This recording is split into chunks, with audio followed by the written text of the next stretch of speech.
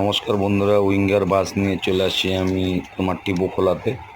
এখানটা কিছু আমাদের অ্যাড্রেসেরও ব্যাপার ছিল, কোম্পানির লোকজন সব আসছে, তাই আমি ভিডিও বানাচ্ছি তোমাদের জন্য। টিপো খোলাটা খুব ভালো জায়গা বন্ধুরা, তোমরাও।